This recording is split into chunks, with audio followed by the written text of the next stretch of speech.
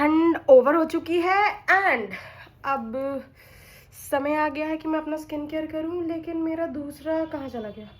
Oh my God. देखो, मैं ना बहुत कम चीज़ों को लेकर लाइफ में सीरियस हूँ। उसमें से कम चीज़ें क्या, मेरी लिस्ट ही नहीं है सीरियस होने की ज़्यादा। तो स्किन केयर उसमें काइंड ऑफ टॉप करता है। और आई डोंट नो बट मेरा नाइसिनामाइड गायब हो चुका है। ठीक है, ये लगा लेते हैं पहले, फिर नाइसिनामाइड ढूंढेंगे। पहले विटामिन सी खाऊं चाहे ना खाऊं, लगाती ज़रूर हूँ, समझ रहे हैं? क्योंकि consistency is the key. Career में वैसे कंसिस्टेंसी इज़ द की, लेकिन उसमें मेरा मन नहीं लगता है, तो कोई बात नहीं। ऊपर से the amount of knowledge which I have gained on social media, उसका ढंग से 10% भी मेरे कॉलेज वालों ने मुझे नहीं दिया था। तो कॉलेज जाने का पूरा पॉइंट पर्सनालिटी डेवलपमेंट था, कॉलेज जाने का पूरा और कोई भी पॉइंट नहीं था। स्कूल तक मुझे फिर भी लगता था कि मैं कुछ पढ़ लिख रही हूँ, मेरे अंदर नॉलेज आ रही है। जब से मैं कॉलेज गई हूँ तब से मुझे ऐसा लगने लगा है कि नहीं, आई थिंक सिर्फ स्कूल तक ही पढ़ाई हो रही थी।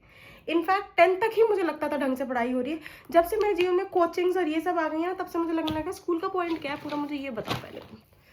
Like what is the whole point? वो सब छोड़ो, तुम्हें पता है मेरा स्कूल इतना प्यारा था। मेरे स्कूल में एक्चुअली में नाइट स्टे हुआ करता था। लाइक छोटे में स्कूल वाले नाइट स्टे ऑर्गेनाइज करा रहे हैं, मतलब वो अपनी थिंकिंग के हिसाब से इतने फॉरवर्ड थे कि नहीं, स्कूल में नाइट स्टे होना चाहिए। नॉर्मलाइज कराना चाह रहे थे वो मेरे पेरेंट्स को। But did my parents normalise it? No. How could they normalise this? So मेरे माता पिता के अकॉर्डिंग नाइट स्टे एक पाप है, ये कह सकते हैं था।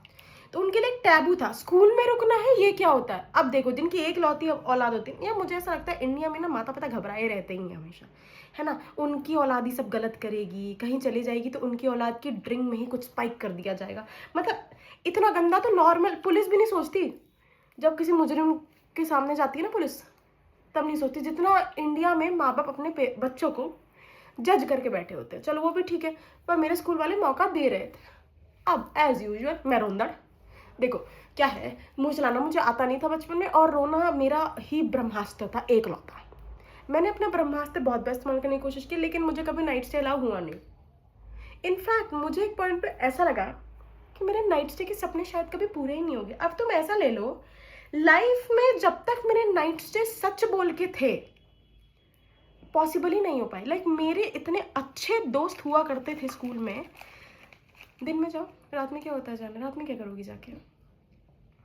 अब मुझे समझ आ नहीं पा रहा कि करना क्या है। तो जैसे कि डूबते को तिनके का सहारा होता है, वैसे मुझे ही मेरी कज़न ने सहारा दिया। मेरी कज़न ने बोला कोई बात नहीं, मेरे यहाँ नाइट स्टे कर लो। एपरेंटली मेरी कज़न के यहाँ मुझे नाइट स्टे करना अलाउड हो गया, वही इनकी गलती थी। वहाँ से अब मेरी कज़न ने मुझे मोटिवेट कर दिया कि श्रेया देखो, अब तुम बड़ी हो गई है, you should talk about it, it's okay, you can stay with your friends. अब देखो, मेरी कज़न जॉब करती हैं, she can say all this, उनके पास एंड दो ही चीज़ें जीवन में चाहिए, दोनों हैं उन पे। उन्होंने मुझे दे दिया है ये, अब ये तो पापा दे ही रहे हैं।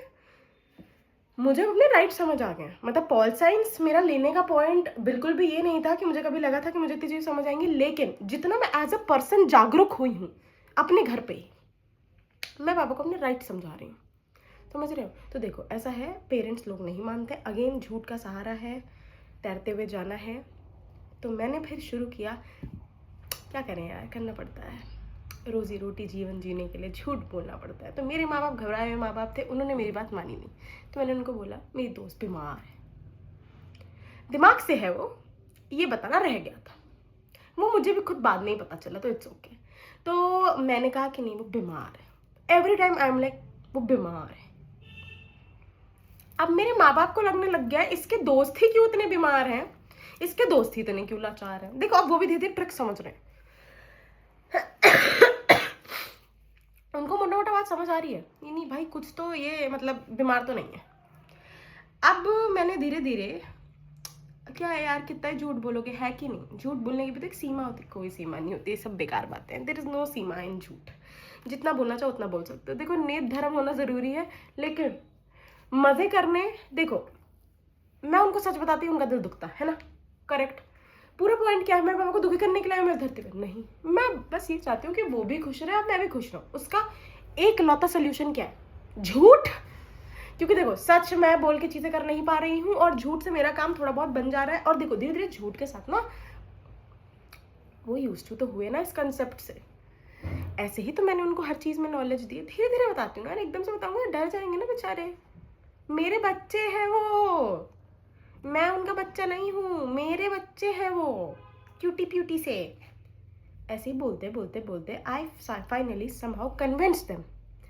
अब मेरे जीवन में नाइट स्टे नॉर्मलाइज्ड है। अब नाइट स्टे इज़ ओके। हाँ ठीक है, दोस्तों के यहाँ पे बच्चा रुके गए। और एक और चीज़, अब मैं 18 साल की युवा नहीं रही हूँ ना। अब मैं अपनी उम्र नहीं बता चाहूँगी। I am always 20। मेरी एक बहुत ही क्लोज फ्रेंड ने बार डिसाइड किया वी आर ऑलवेज 20।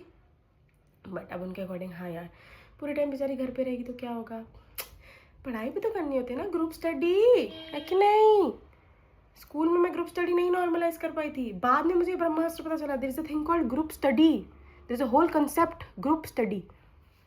ये कंसेप्ट ही मेरे जीवन में बहुत बाद में आया है। इतने अच्छे अच्छे कंसेप्ट दुनिया में बने हुए थे, ये सब मुझे स्कूल में पढ़ाया ही नहीं गया, ये सब मुझे कॉलेज में भी नहीं पढ़ाया गया, ये सब मैंने दुनिया में खुद से सीखा।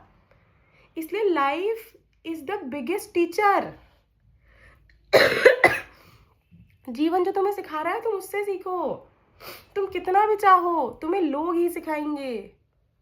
देखो चाटे खा के सीखो या दूसरे को चाटा खाते हुए देख के सीखो, सीखना तो जीवन से ही है। ये सब तो बस मोह माया है, क्या होगा एक दिन सबने बुढ़े हो जाना है।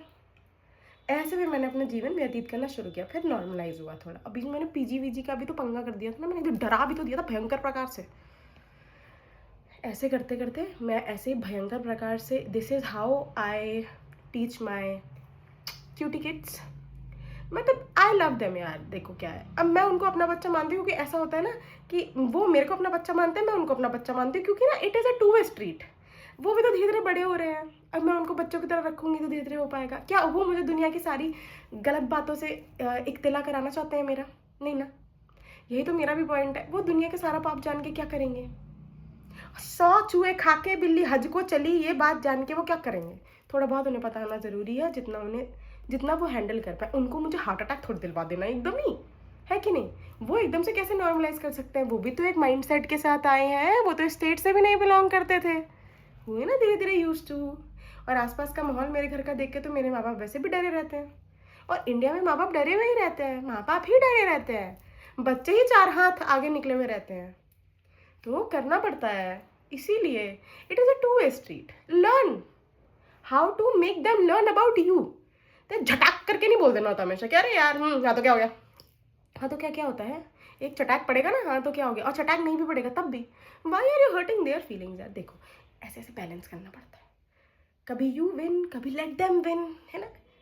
ऐसे ये लगता है कि यस कुछ तो हुआ है कि नहीं। बचपन में वो तुम्हें हमेशा हारते हुए करते थे। साइकिल कैसे सीखी तुमने, कभी उन्होंने साइकिल छोड़ी, कभी तुम पे कॉन्फिडेंस दिखाया।